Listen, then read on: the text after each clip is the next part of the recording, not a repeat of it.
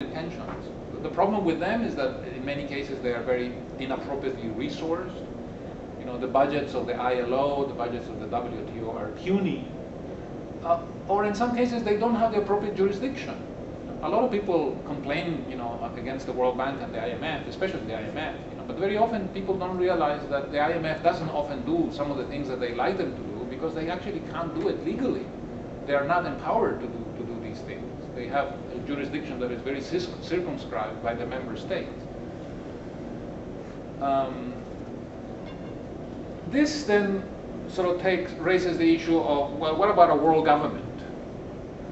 You know, is that the answer to this question? And here, and I'd like to conclude in a few minutes just with these final thoughts.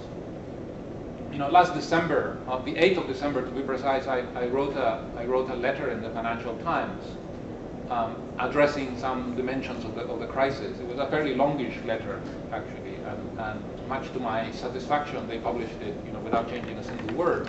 And so when I picked up my edition of the Financial Times that day, you know, looking for my letter, I was stunned, you know, to discover a huge column, article by Mr. Rahman. I don't know whether you have seen his pieces. He's a kind of a regular contributor, maybe twice a week, like Martin Wolf. You know, he writes a couple of columns a week, and he's very thoughtful. You know, he's a good journalist, and in the heading of his column was "Time for a World Government," which, you know, I didn't quite expect. I mean, after all, the Financial Times is not exactly, you know, sort of the center of idealism in the world community.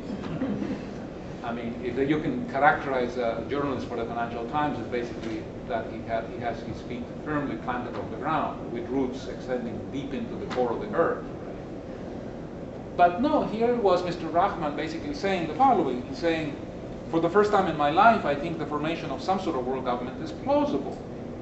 And then he makes a point that by world government, he means much more than cooperation between nations. That we already have. We have many avenues of cooperation. No, he says the world government is backed by a body of laws, and then he goes and he mentions the European Union. It is a bit like the European Union. The European Union has a Supreme Court, it has a currency, it has thousands of pages of law, it has a civil service, it has the ability to deploy military force. That is, you know, sort of the beginnings of what we mean by a world government. Right? And he says, well, the reason why it is plausible, why we want to, the time has come to talk about world government is because most difficult issues facing national governments are international in nature.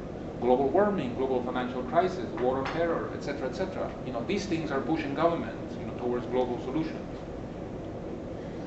And it was a very provocative, very interesting article. A little disappointing towards the end because then he got into the issue of the time frame. And having whetted our appetite and stimulated our minds, he basically said, well, you know, this is something for the next couple of 100 years, essentially.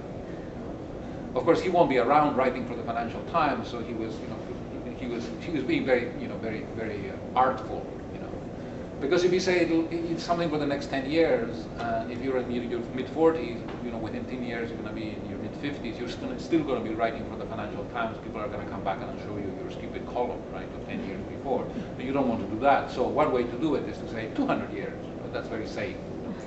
His children will be dead by then as well. So in this book that I gave an interview to, they asked me a question which I found kind of provocative, and I wasn't expecting it. You know, it's a book about the financial crisis, and therefore I wasn't expecting this question. And let me conclude sharing with you the question and my answer to it. Basically, the question was, will there be a new world order in the 21st century? And this is the way I put it. I said that I think it is unlikely that the next decades